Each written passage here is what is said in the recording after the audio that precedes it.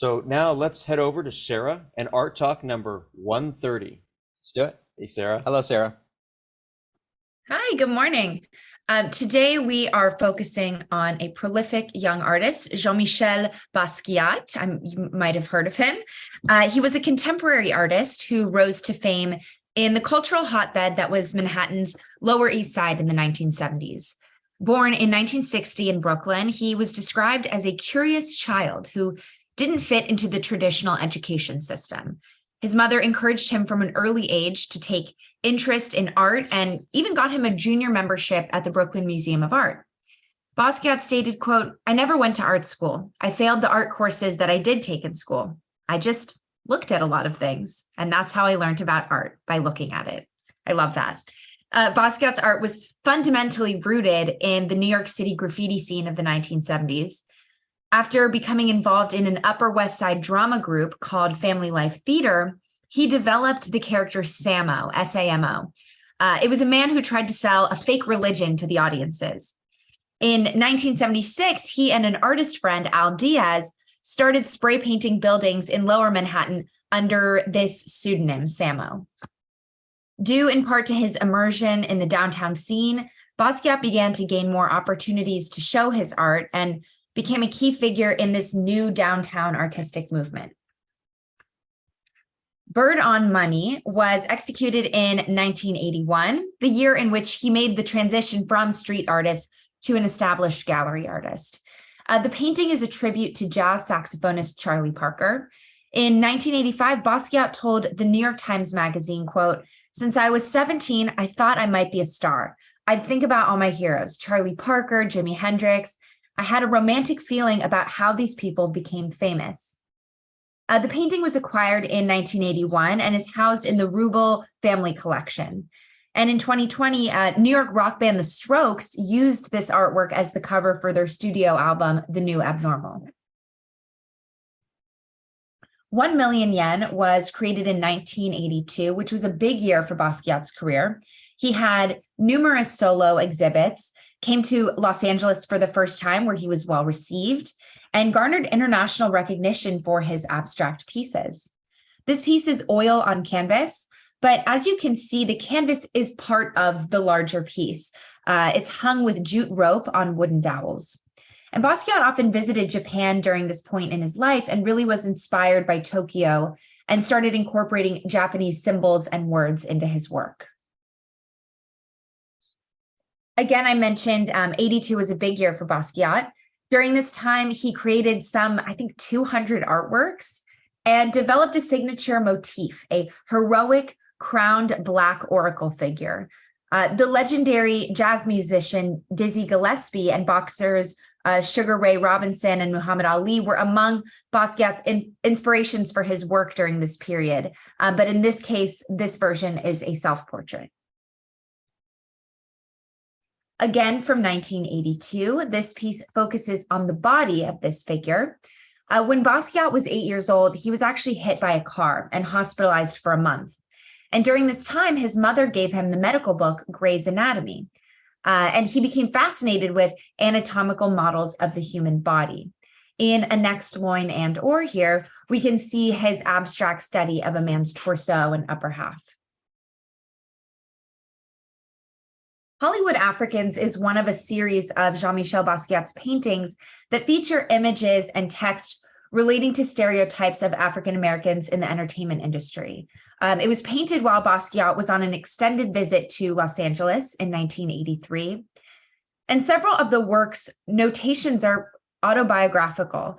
The trio of figures on the right depicts the artist with the rap musician Rammell and the painter Toxic, who had traveled with him from New York.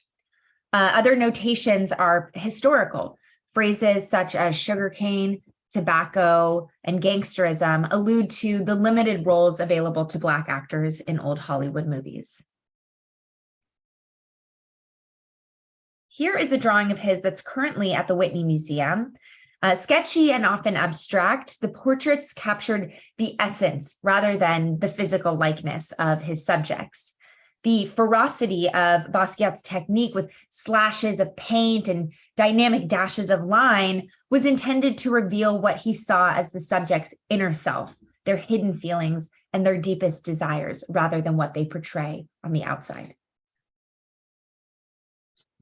In December of '82, Basquiat's paintings were presented in a one-artist exhibition at the Galerie Delta in Rotterdam. And part of this show included Luna Park here. There's wording at the top that says Italy in the 1500s, and we can see his, typical abstract figures, faces, and symbols. So in the early 1980s, Basquiat befriended pop artist Andy Warhol, who we've covered in another art talk, with whom he collaborated on a series of works from 1984 to '86. As summarized by close friend and artist Keith Haring, who we've also covered, Haring said, quote, "The paintings that resulted from this collaboration are the perfect testimony to the depth and importance of their friendship. The quality of the paintings mirrors the quality of the relationship." Taxi 45th Broadway depicts a Black man as he unsuccessfully attempts to hail a cab at 45th Street and Broadway. Meanwhile, a white taxi driver ignores him and curses profanities. And this scenario was a reality for Basquiat. Despite his meteoric rise from a downtown street artist to a sensation in the New York art scene, he still faced discrimination due to his race.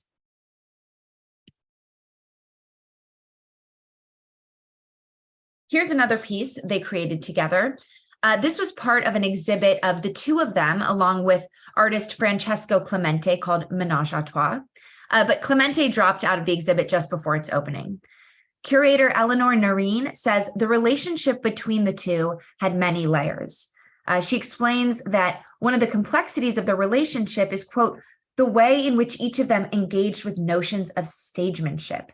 In their collaborative paintings, the way in which they enacted this kind of call and response, or the way in which they were kind of defacing one another's work. They were self-consciously engaging in a kind of provocative master and protege duet. Ultimately, the exhibition was not well received, and this led to a big fracture in their relationship. Bruni Bischofberger was Basquiat's European art dealer at the time, and he was the one to make the formal introduction between Basquiat and Warhol.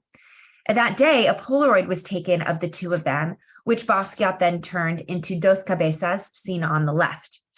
And although they created many pieces together, this is their only joint portrait, and it sold for $7 million at Christie's in 2010.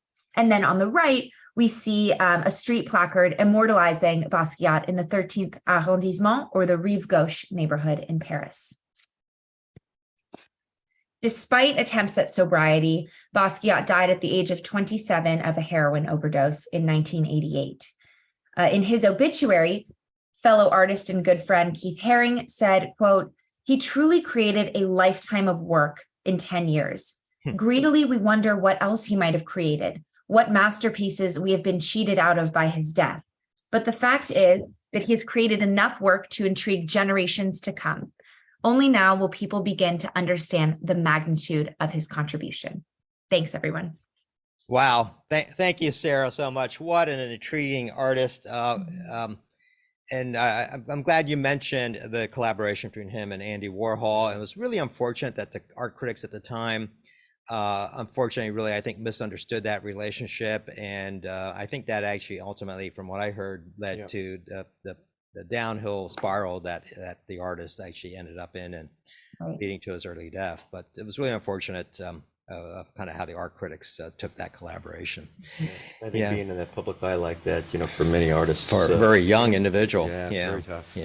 So he used social commentary, as you've seen, in his paintings as a way to identify with his experiences in the Black community, as well as attacks on power structures, wealth disparity, gender issues, and racism.